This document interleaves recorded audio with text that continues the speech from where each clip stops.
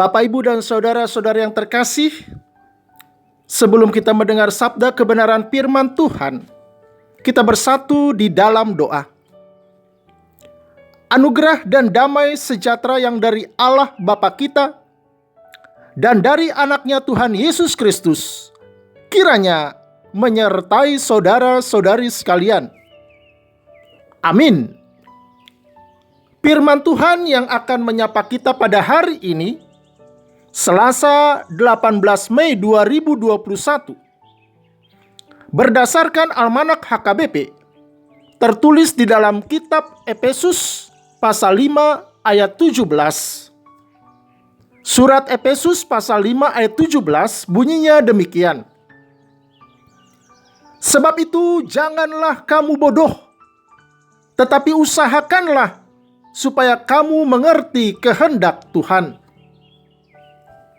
Dibaheni unang ma gabe maoto hamu, alai antusi hamu ma, manang dia lomoni rohani Tuhani. Bapak, Ibu, dan saudara-saudara yang terkasih di dalam Kristus Yesus, suatu kali ada olimpiade memanah buah apel di atas kepala manusia. Peserta dari Amerika memanah dengan tepat mengenai sasaran. Tak, I'm Rambo, seru peserta dari Amerika tersebut, menyatakan kehebatannya. Tidak mau kalah, berdirilah peserta dari Inggris. Benar, panah hanya mengenai sasaran. Tak, pecahlah buah apel tersebut. I'm Robin Hood. Demikianlah ungkapan kebanggaan utusan dari Inggris itu. Di belakang rupanya sudah menanti utusan dari Indonesia. Tidak mau kalah. Dia benar-benar serius dan berhati-hati. Ditariklah busur panahnya, diarahkan bidikannya, kemudian dilepaskannya. Tak, waduh, meleset. Yang kena justru kepala manusianya. Akhirnya dia berucap, I'm sorry. Untunglah ini hanya cerita saja.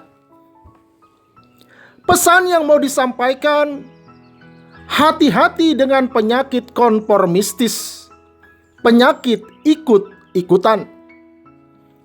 Sahabatku, firman Tuhan ini awalnya ditujukan kepada orang-orang percaya yang hidup di tengah-tengah dunia masyarakat Efesus yang penuh dengan kegelapan dan kemaksiatan. Yang karenanya mereka harus sadar bahwa mereka adalah anak-anak terang. Dan yang karenanya juga mereka harus mengerti kehendak Tuhan di tengah-tengah kegelapan itu, agar mereka senantiasa hidup di dalam Tuhan dan tidak terpengaruh oleh perilaku-perilaku jahat yang ada di tengah-tengah mereka. Agar mereka justru jangan menjadi konformistis atau ikut-ikutan. Sebagai orang percaya yang telah diterangi hatinya, kita punya prinsip, kita punya pegangan, kita punya gaya hidup. Gaya hidup sebagai anak-anak terang.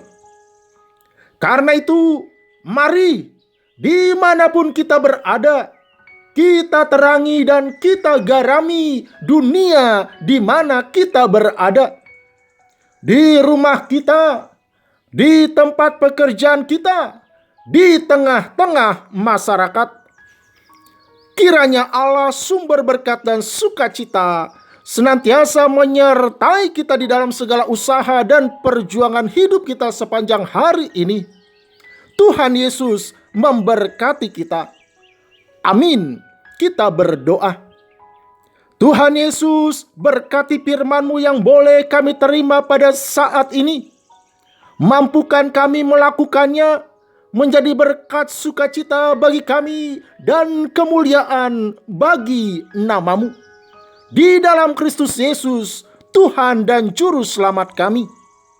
Amin.